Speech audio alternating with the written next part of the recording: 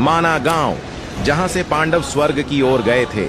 जी हाँ, वही माना गांव जहां भगवान श्री गणेश ने महाभारत लिखी थी और सिर्फ यहां से ही सरस्वती नदी के दर्शन भी किए जा सकते हैं। पहले इसे भारत के अंतिम गांव के नाम से जाना जाता था, पर अब इसे बदलकर भारत के पहले गांव के नाम से जाना जाता है। माना गांव चमोली डिस्ट्रिक्ट में आता है और बद्रीनाथ से इस गांव की दूरी सिर्फ 3 किलोमीटर की है। इस गांव में स्थित गणेश गुफा में ही भगवान श्री गणेश ने बैठकर वेद, पुराण और महाभारत लिखी थी। गणेश गुफा के बारे में कहा जाता है कि जब भगवान श्री गणेश जी वेद लिख रहे थे तो सरस्वती नदी अपने रौद्र रूप से बह रही थी, जिससे कि भगवान श्री गणेश को वेद लिखने में बहुत दिक्कत हो रही थी। तो उनके मना करने के बाद भी जब शोर कम नहीं हुआ तो गणेश भगवान ने सरस्वती नदी को श्राप दे दिया कि तुम इससे आगे किसी को भी नजर नहीं आओगी, और इसीलिए सरस्वती नदी सिर्फ माना गांव से ही देखी जा सकती है। इस गांव से थोड़ी ही दूरी में स्थित है